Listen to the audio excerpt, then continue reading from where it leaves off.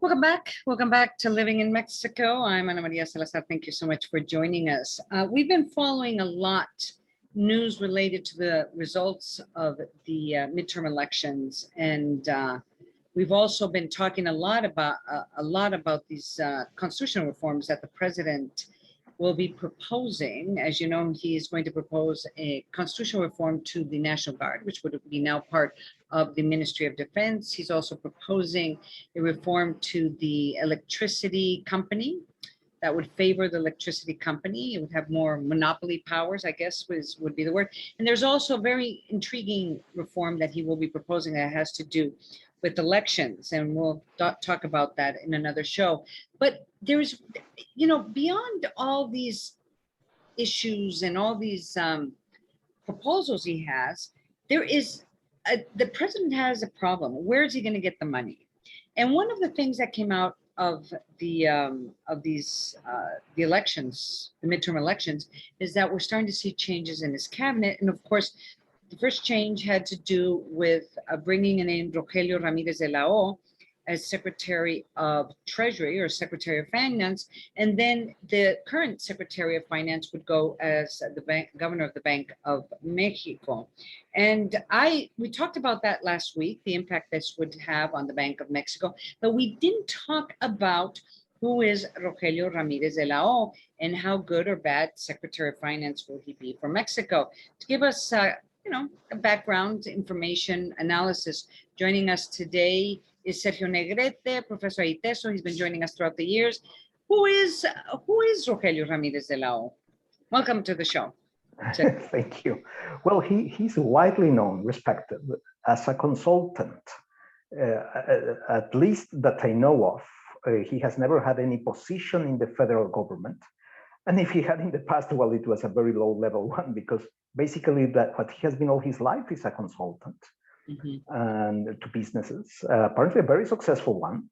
Right. So, well, in that sense, we have somebody, let's say, with a different background.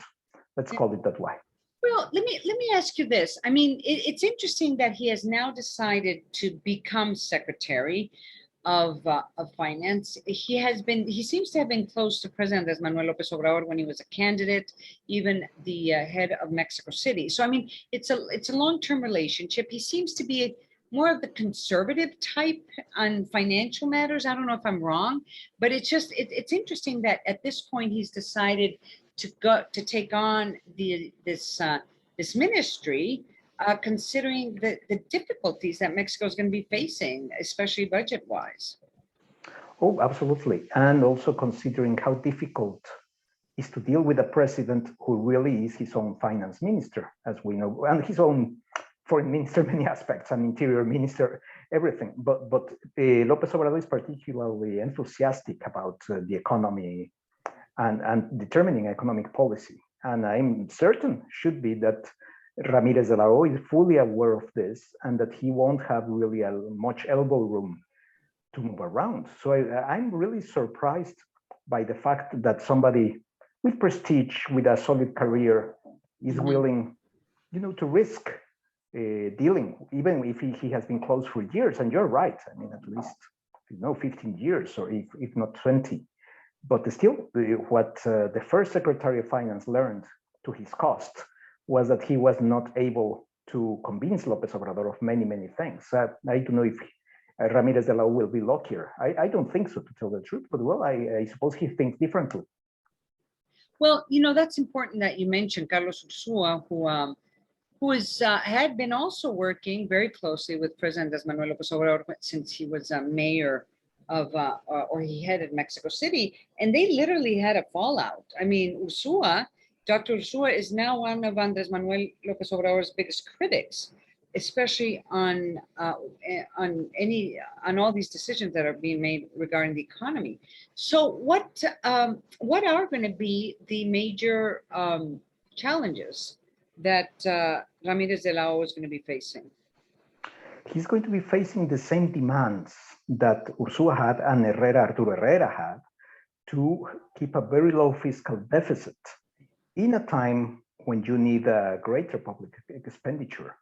And really, there's no way around it. And particularly also the main problem now, as you know, it's the oil company, it's Pemex. López Obrador is very enthusiastic about boosting oil production, refining, and that is causing massive financial losses. So there's no way to square the circle. But López Obrador is trying all the time to do this, and he's not willing to sacrifice Pemex oil refineries. Rather, he bought one in Houston, as we know, quite recently. So that kind of demands, massive financial demands, have to be, squared against the needs of social programs, investment, and really, there's no way to manage it. And that's where I think Ramirez de la O is in for a nasty surprise. Let me ask you one last question. I really appreciate you joining us. Could you just describe to me, what is this government's economic policy? Is there any way of describing it? Oh, yes, it's quite conservative. For a left-wing government, it's quite peculiar. I mean, López Obrador loves low fiscal deficit, as low as possible public debt, and to cut massively investment and any other programs that he doesn't like, he doesn't find relevant, to cut expenditure massively in certain areas in order to boost spending investment in other areas, notably oil, the Maya train, the airport, his pet projects.